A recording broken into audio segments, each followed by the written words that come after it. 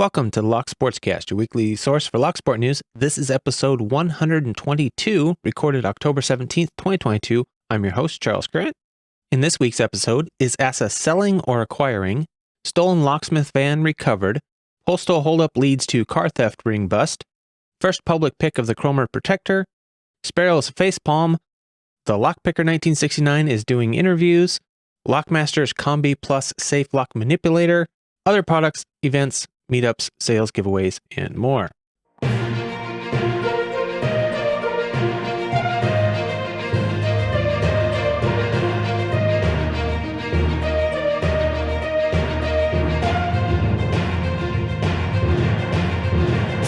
You can subscribe to the audio version of the show on most podcast apps and at thelocksportscast.com. You can subscribe to the video version on YouTube, Odyssey, or Apple Podcasts. Links to stories discussed will be in the show notes. Some apps limit the length of show notes and the ability to post links, but you can find full show notes with all the links at thelocksportscast.com. First up in the news, Reuters is reporting that ASSA Abloy is considering options including selling its Yale and M-Tech lock brands as it seeks to overturn U.S. antitrust opposition to its planned purchase of Spectrum's hardware and home improvement. This according to what they call three sources familiar with the matter. And of course, at this point, ASSA Abloy is denying that rumor, so we don't know for sure if it's true or not as of last thing I heard, but I will keep you posted if I hear anything else. But if those are those plans, it hasn't slowed them down from doing some other acquisitions, because Security InfoWatch is reporting that ASSA Abloy Group has acquired 100% of the shares in Bird Home Automation. Bird Home Automation develops and manufactures IP-based video door intercoms, access control devices, indoor stations, and accessories under the trademark Doorbird. The company's headquarters and production plant are in Berlin, Germany, with sales offices in San Francisco and Jacksonville, Florida. The next story that I have for you is an interesting one. This happened right in my backyard here in Albany, Oregon. And the headline was Stolen Locksmith Van Recovered with All Equipment on Board. And this is an interesting story of how this happened. So my local locksmith shop, Albany Lock and Key here in Albany, Oregon, operated by Tim Forster, had a van stolen. When he arrived at the shop on the morning of October 4th, he noticed that one of the company's two service vans was missing. The vans typically were parked in front of the shop in a well-lit area. He hoped one of his technicians had gone on an early morning call, but it wasn't the case. When he checked the video surveillance feed, he saw a guy break the passenger door lock at 4:01 a.m. and drive off in the Ford E250 van. The van is clearly marked with the company's name, logo, and contact information. And he said that according to the video, it looked like the guy seemed to know the lay of the land. He suspects that he may have cased the business or the entire shopping center in advance and carefully kept his face covered and out of view of the security cameras. Forster called the local police, handed over a copy of the video, fearing he'd never see his van again, or more importantly, the $20,000 worth of equipment inside. Police say they recognized the man in the video as part of a group from Salem, Oregon that had been stealing commercial vehicles across town. The next morning, Forster got a call from the manager of a Carl's Jr. in Kaiser, Oregon, about 30 miles north of here. The manager spotted the van in her parking lot and was complaining that it had been left there overnight, wanting it removed. She had no idea it had been stolen. Forster called the Kaiser police and got ready to head up there. 15 minutes later, the phone rang again. It was the Carl's Jr. manager, this time reporting that a woman had just gotten into the van and driven off. Forster again called the Kaiser police, and they put out an all-points bulletin on the stolen van that had a giant blue key image on the side. After another 15 minutes, police reported that they had stopped the vehicle and arrested the driver. Even better, the key machine, code machine, and tools and inventory were all still in the van. The article says that because of the high crime rate here in Albany and surrounding areas, they are no longer going to be parking their vans at the shop.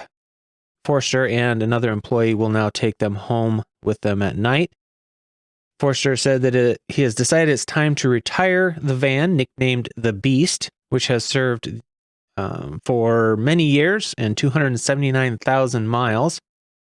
A replacement van is being outfitted and will include tracking devices and an alarm system, all state-of-the-art, to prevent another such incident. So thank you to Jeff Moss for sending this in, because I didn't even hear about this. This was not on my radar, even though I live here. So pretty cool to hear that they got that back. An interesting bit of luck there that the Carl's Jr. employee or manager was irritated that the van had been parked there, and since their phone number is right on the side, she was able to call them up directly, which is what led to the series of events that got them all of their equipment back. So pretty cool. It's good to see a happy ending like that. That could have ended up a lot more expensive for the locksmith. The next story up was reported out of Detroit. Postal worker holdup leads to muscle car theft ring arrests. The story says that thieves are using clone key fobs to steal Dodge muscle cars and other high-powered vehicles directly from dealerships and even automakers in Michigan. For an Ohio-based theft ring, it all came to an end after January holdup of a U.S. postal worker led authorities to connect several men to the brazen car thefts in the Detroit area. Sergeant Jerry Hanna with the Macomb Auto Theft Squad said the thieves in the Detroit area are primarily going after Dodge vehicles with the Hellcat engines, including Chargers and Challengers. Instead of stealing them off the street, they're driving them straight off dealership and assembly plant lots. Just this year, about a half dozen vehicles, primarily Dodge Ram TRX pickups, were taken from a lot outside of an assembly plant in Macomb County. They say thieves have targeted Dodges by using handheld electronic pro pads, a locksmith's tool that can clone keys by plugging into interior ports in the vehicle, according to the federal complaint in the Ohio case. After security measures were stepped up on some lots with Dodge vehicles, more than a dozen 2022 F-150 Raptor pickups were swiped from a plant lot in June in suburban Dearborn. More than a dozen Ford Mustangs were stolen in early September from an automaker's assembly plant in Flat Rock in southeast Detroit. The article continues to say that authorities weren't actually looking for stolen vehicles when they stopped a person suspected in a postal worker holdup in Shaker Heights outside of Cleveland. The postal worker was robbed at gunpoint for his mailbox key. Court records show that a search of the suspect's car and then his home turned up not just stolen mail, bogus checks and credit cards, but also a Ram pickup, a Range Rover SUV, and a Dodge with a Hellcat engine, all stolen. The suspect and others were indicted in federal court in Ohio in June. Charges include conspiracy and interstate transport of stolen vehicles, as well as mail theft. Their trials are scheduled for next year. According to the complaint, one of the suspects told the FBI that he and an accomplice had been in contact through Instagram with people in the Detroit area to get stolen vehicles. He said those thieves were selling to buyers in other areas, including Chicago and Indianapolis. The judge stated in a detention order that one of the suspects is accused of driving a 2022 Dodge Challenger valued at $95,000 at 120 miles per hour down Ohio State Route 2 on a Sunday evening in February. And the judge said that spike strips were eventually needed to remind him that the law required him to comply with police orders. The article also gives some interesting details on the history of some of the thefts in the area. They say that about 2 years ago, police in Ohio's Ottawa County began noticing the vehicles blasting along State Route 2. The sheriff's office got calls about reckless driving, cars going 140 to 150 miles per hour, all with Hellcat engines. They had a lot of hot pursuits, but were unable to catch them all. Investigators learned most of the vehicles were being stolen in the Detroit area and taken to Cleveland. Some were also destined for Memphis, Tennessee. Some of the lots have added security measures, including concrete barriers, to try and keep criminals from driving through the fences. One of the tactics they evidently have been using is they'll drive one vehicle through the fence to create a hole and then drive the rest out through that hole. Last fall, a dealership showroom in northwest of Detroit was broken into. Someone drove a Ram pickup through the building's glass wall, and all of the other cars followed suit. A representative for the dealership said that he thinks they were able to find some keys in a desk drawer and just use them to start the cars and drive them through the glass. That particular dealership has come up with what they call an old school solution. They are now installing parking boots on all vehicles with Hellcat engines. Interesting tie together between a couple of different things we've been following here on the podcast. The rash of vehicle thefts, even those with keyless entry, and postal worker holdups. One leads to the arrest of the other. Pretty cool. And this next story I'm calling the Sparrows Facepalm.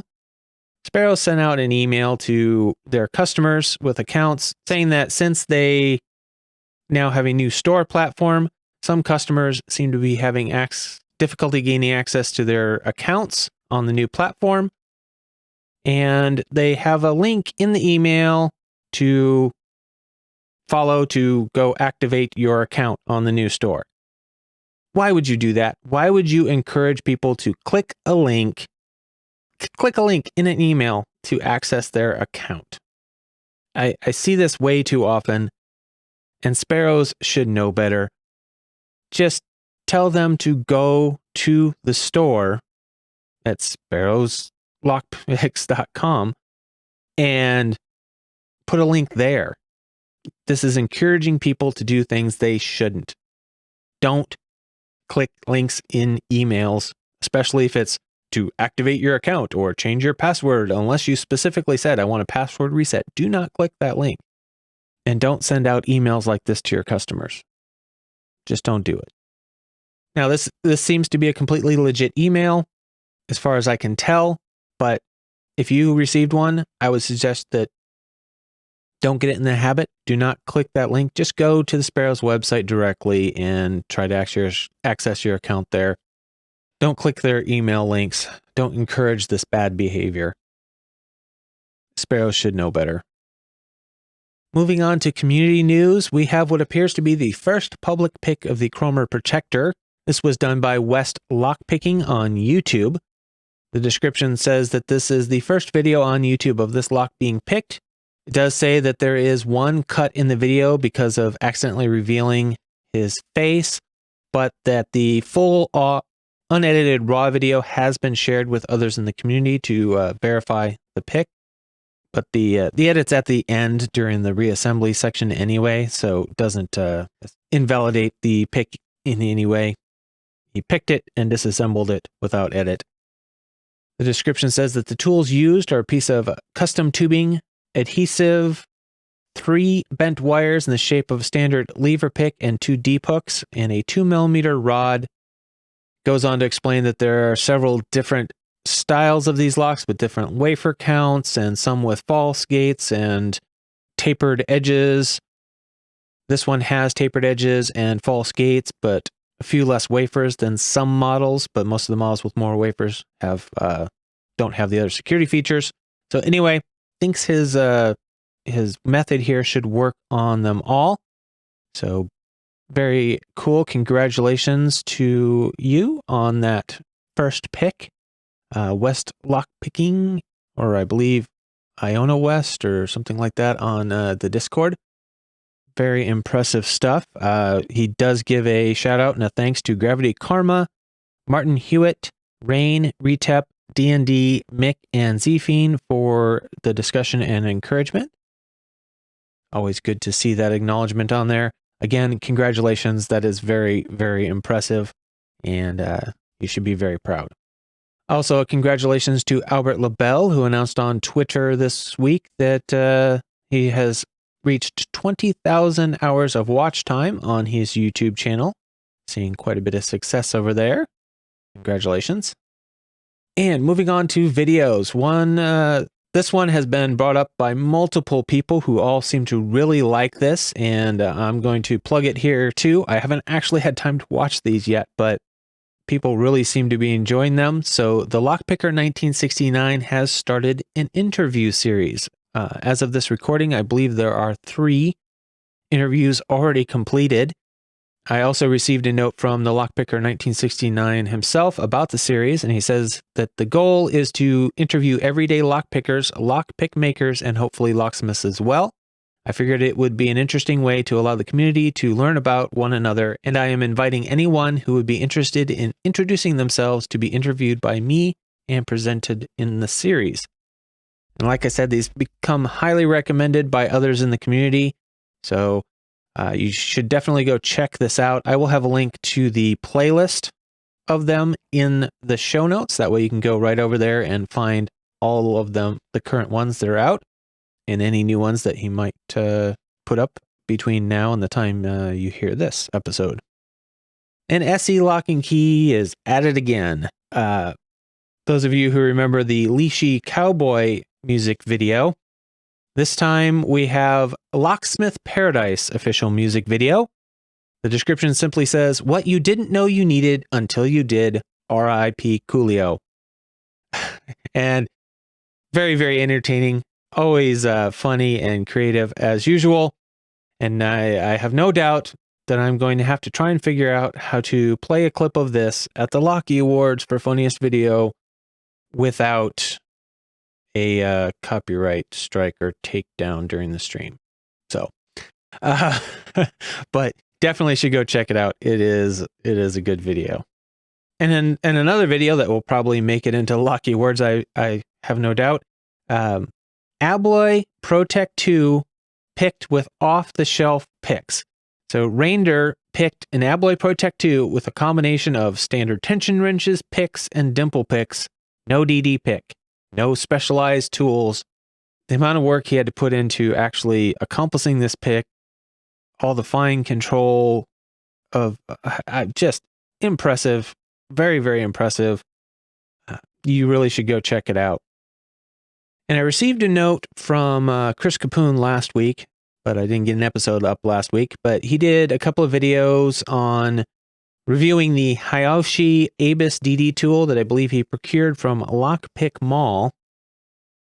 In the note, he says, "Here's a link to my review video of their Abus DD tool. I gave the tool a thumbs down because it doesn't fit any of my Abus DD locks. I sent them an email asking what they could do about it.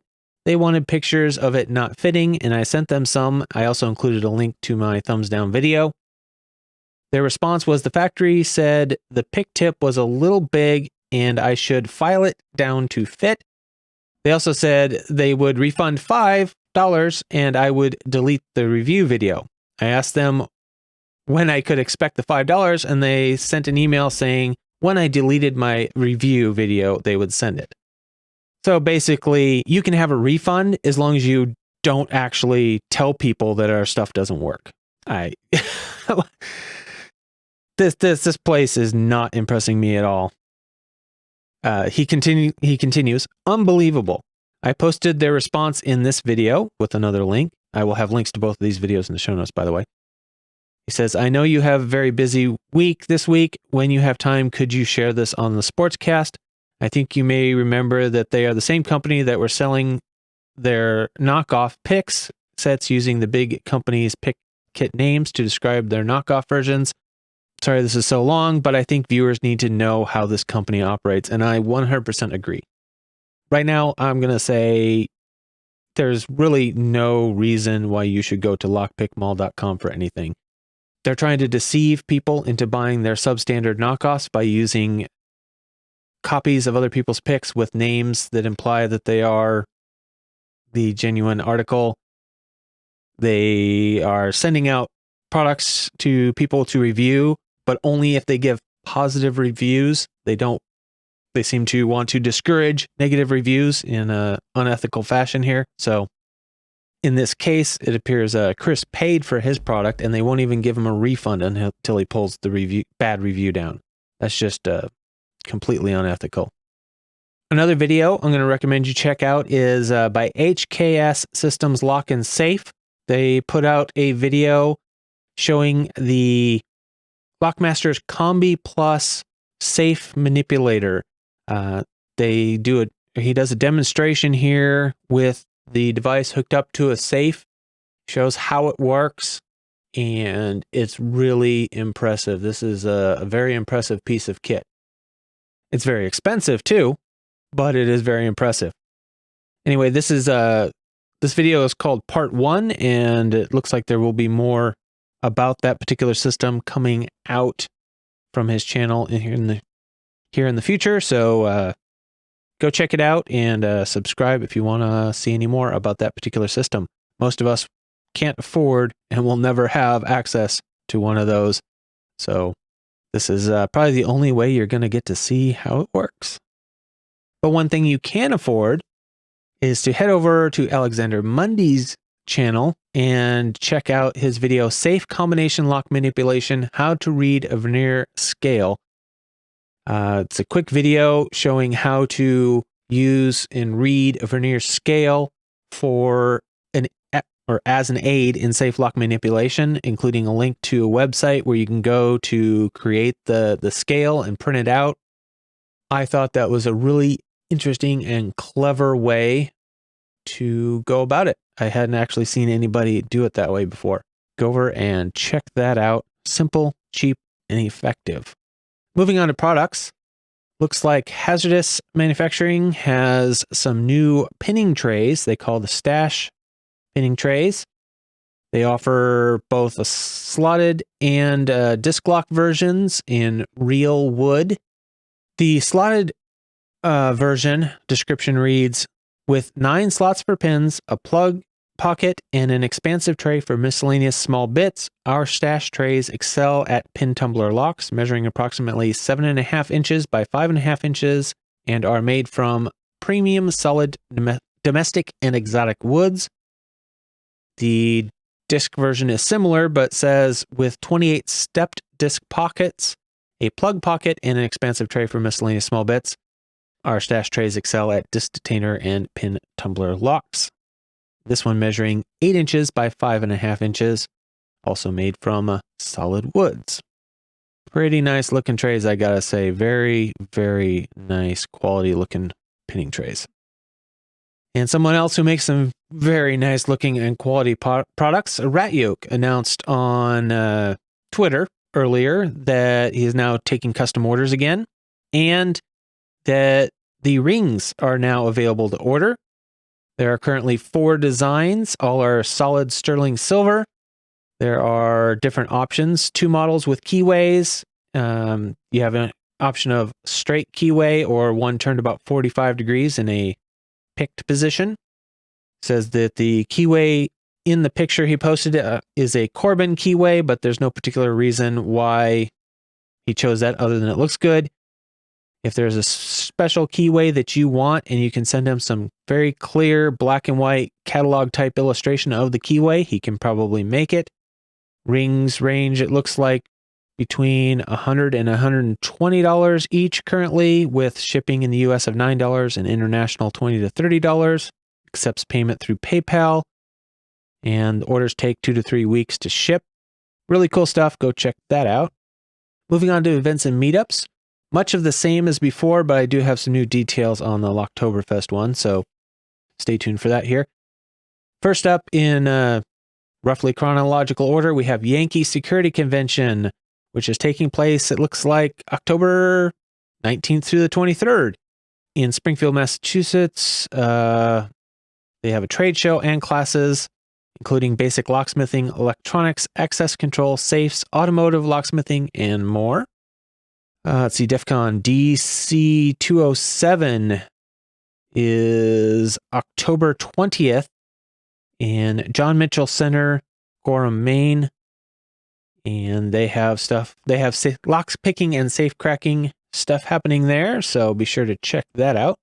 Secure WV in Charleston, West Virginia, October 21st through the 22nd, and they will be having a lockpick village, it sounds like. Oktoberfest in Chicago, Pumping Station 1 Hackerspace, October 22nd. And Tool Chicago said on Twitter that in addition to the Chicago Locksport Open pick contest, they will be running a briefcase decoding challenge and a handcuff escape challenge, both with prizes.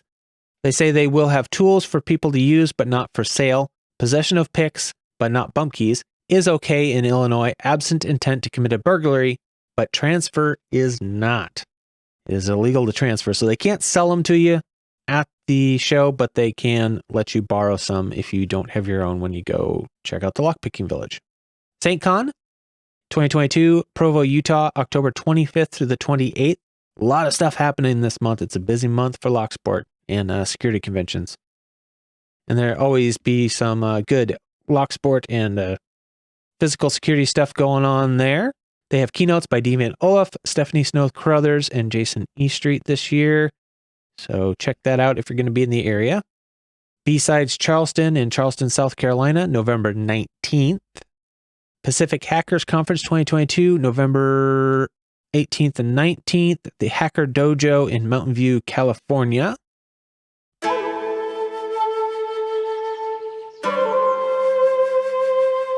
We have 2 weeks worth of Lockpickers United belts to get through here. So we have a couple new purple belts. We have Nixed and Slim Pickings.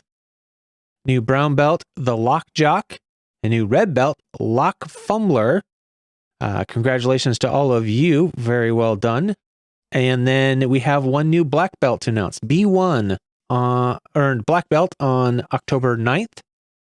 Did so by picking an Abloy 3020C Classic, an Abloy High Profile, a Dom IX Twin Star, EVA 3KS, an ASSA 700, and an ASSA Twin 6000. Probably one of the most difficult ways you can get to black belt by picking 6 black belt locks. But anyway, very, very impressive. Congratulations on your new black belt, and congratulations to all of you. If you're not already familiar with the Lockpickers United belt system, there are plenty of links in the show notes for this episode and all episodes recently that will point you to what the system is, what the rules are, and how it works. Moving on to Speedlocks, we have some new records that were posted over the last couple of weeks. We have several new first records, which is the first recorded pick time on a specific model lock. We have the Fichet F3D by Do Not Duplicate in 37.104 seconds. The Mauer NW4 by Dependent Quartet 577 in 6 minutes 31.467 seconds. The FTH Surveyor by HV Logic in 28.6 seconds. Illinois Duo by Max Val in 4 minutes 37.043 seconds. The Tessa T60 by Dependent Quartet in 1 minute 55.966. The MCM AS6 by Dependent Quartet in 56.3 seconds. Brinks Brass Padlock 30mm by Jeff and Things in 6.64 seconds. The Goal P by Dependent Quartet in 54.966. Miwa U9 by 206 in 3 minutes 3.801. Gerda 700 by Dependent Quartet in 1 minute 51.666. Then we have a new record on the Mako 427 set by Speednut 1 in 3.466 seconds. A new record on the Nemeth NF2 by Picksmith in 19.552 seconds. Dependent Quartet beat their own record on the Mauer NW4 by then picking it in 1 minute 25.734 seconds, a big improvement over the initial 6 minutes of the previous one. So pretty fast picking there. Congratulations to all of you on your new records. And now it's time to take a quick break. Say thank you to the people that made this episode possible. We'll start with the financial supporters. We have Jimmy Longs, Medler, Pandafrog, Michael Gilchrist, Starry Lock, Williams Brain, Dave to be Deciphered, Lebon's Locksport Journey, Pat from Uncensored Tactical, 3 Raccoons in a Coat, Anthony, aka Chirel, Dr. Hogmaster, Clayton Howard, aka Cooltune, Mog, John Lock, Rat Yoke, Mr. Picker, Cranky Lockpicker, JHP Picking, Barebones Lockpicking, Deadbolt Cafe, NWA Lockpicker, Snake, and content producers. Chief content producer again for this week is Anthony, aka Chirel. Other content producers, Barebones Lockpicking, Chris Capoon, Dmac, Gravity Karma, iFisk, Iona West, Jeff and Things, Jeff Moss, Joshua Gonzalez, Knock Locks, Lady Locks, Logan's on Discord, Panda Frog, Picksmith, SE Lock and Key, Snake, The Lockpicker 1969, and Tony Verley. Thank you to all of you for your support. Just remember this show is only possible because of all that support. So if you value the podcast, please help support it by sending in your news, links, events, giveaway information, anything you have that you think the community should know or would like to know. You can send those to podcast@thelocksportscast.com or any of the other methods listed in the show notes. Anywhere you can find me on social media, pretty much. If you tag me, I will hopefully find it. Don't forget to share the show with your lockpicking friends, leave a review, comment, thumbs up, whatever your platform of choice allows. Subscribe to the podcast on your favorite platform. If you want to help financially, you can. PayPal, Patreon, Subscribestar are all available. Pick the one you want, but it is absolutely not necessary. If you support the show with either a donation or information I use on the show, I will give you credit in the show and in the show notes, just like the people you heard me discuss. If you want to send me stories about things you've done or experiences you've had in Locksport, feel free to do so. Same contact information. If you want to send me feedback, you can use the same contact information you saw before, or go to the locksportscast.com/contact for a form. Please keep it polite.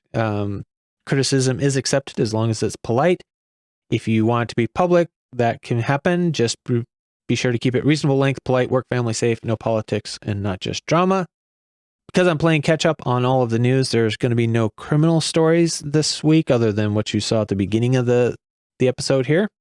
Looks like Peterson's is having a sale on a few different items and has a coupon code, which I will have listed in the show notes, as well as some links to the products that they have on sale. Those expire on October 20th. Looks like they have the GSP flat roll set, 4 Wonder Waves Euro pick group, the 3 diverse GSP hooks, 3 bogeys, GSP Wonder Wave, GSP pick group, and deep cut access picks on sale. Southord has a few items on sale on their sale items page, so of course I'll have a link to that in the show notes. Looks like the link for Review Guru's 10% discount at Law Lock Tools is still working, so I'll have a link to his post in the show notes. Barebones Lockpicking has coupon code BONES15 for October for a 15% off store-wide, excluding Law Lock Tools. Over at 3dlocksport.com, you can save 10% at checkout with the code LSCAST10. Mako Locks, 15% off if you use the code BYMAKO. uklockpickers.co.uk, 10% off with the code GIFT. Moving on to giveaways. Snake is having the Snake 200 sub giveaway now that he has 200 subs on YouTube, so congratulations on that. A couple of different ways to enter on that, but only one entry per person, so check out that one. And congratulations to Lady Locks for reaching 300 subscribers, and she's doing a giveaway on her channel, and I'll have you go over there and check out that video for all of the rules. Looks like you can get extra entries in that particular one, so check that out. And that one ends on October 20th, so limited time. Get over there, check it out real quick if you haven't entered already. Pugs Lockpicks is having a 100 subscriber giveaway, so congratulations on reaching 100 subscribers, Pugs. Pretty simple entry system on that one, but also you can get a couple of extra bonus entries if you follow all of his rules. So head over there and check that out. That one, and he says the drawing for that one will be held on October 26th. So a little bit of time left on that one, but get over there and check it out before it's over. And a big congratulations to Dmac, 1,000 subscribers. So he's holding the 1,000 subscriber giveaway. And it looks like there are 2 separate prize packs. There's a picks giveaway and a locks giveaway with slightly different entry rules for each. That one will be drawn on October 29th, so head over to Dmac's channel and check that out, and congratulate him on reaching 1,000 subs. And Panda Frog has reached 2,000 subscribers and is having a 2,000 subscriber giveaway. Congratulations to you, Panda Frog. This one has a lot of different ways to enter, so you're going to have to head over and check that one out. Looks like there's going to be 5 different ways to enter, and it's going to be through a series of 5 different videos. So head over there, check that out, watch the video, and figure out how to get entered in that one. The drawing will be 1 week after the 5th video is released. Barebones Lockpicking is still running their giveaway. You can head over to the link in the show notes here to get entered in that, or head over to their site and follow the links from over there. That one ends on October 31st. Be sure to check it out. The Lockpicker 1969 has been doing weekly giveaways in addition to all the other stuff he's putting out. Is this old lock series, the interview series, is also doing giveaways. So be sure to check out his channel and give him a sub. Knox Locks has been doing bi-weekly giveaways over on that channel. So be sure to head over and check out Knox Locks. Get entered in those. CLK Supplies, Locksmith's tool supplier, is also having giveaways. They do every week. They do the #LockBoss giveaways. So be sure to check those out if you're into giveaways. And that brings us to the end of show. So I think there was some confusion about what I was talking about a couple weeks ago. I talked about what I was calling I didn't know what to call it at the time. I guess some people call them digital dial magnifiers.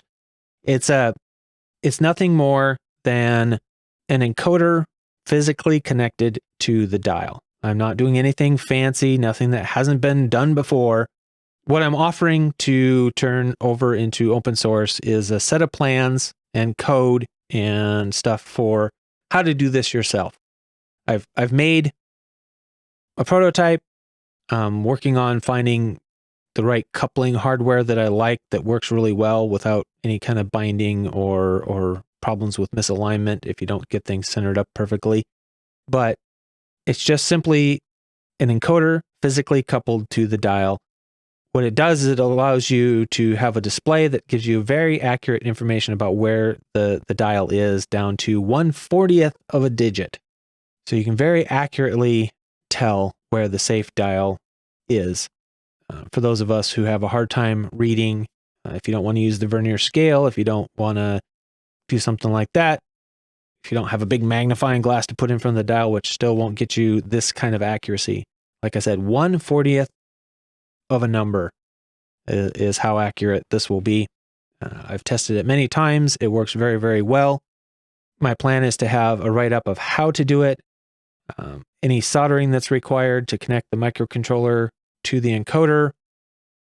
I designed a 3D printed case to hold the microcontroller and display on the encoder, so there are no loose parts. Those files will be available. Bill of materials for where to order all the different parts, so you can just put it together, and the open source code would also be available. The code is completely separate from anything else I've been working on. I wrote this one from scratch in Arduino code to be completely open source and mostly microcontroller independent. There are a few things on there that are specific to the microcontroller used. There are about 3 lines of code that are specific to the microcontroller being used. Other than that, it is independent of the microcontroller, so you could use a different microcontroller. You just have to convert for the different type of display you'd be using, stuff like that. But the plan is to have it low cost, simple, and easy instructions to follow for anybody who wants to make one for themselves. Nothing groundbreaking, nothing super high tech. I work on the KISS principle when I engineer things. Everything should be simple and easy to operate. So with that said, thank you to everyone who keeps listening. Thank you to everyone who sent in so much information. It was a really bad week for me to have to take a week off because there was so much news coming in and I just didn't have time to record and edit, so I couldn't get it done. I still haven't covered everything that came in yet, so some of it will probably get posted on next week's episode. Hopefully I get one out on time then too. Thank you to everyone for your support while I'm busy. I love you all. Take it easy.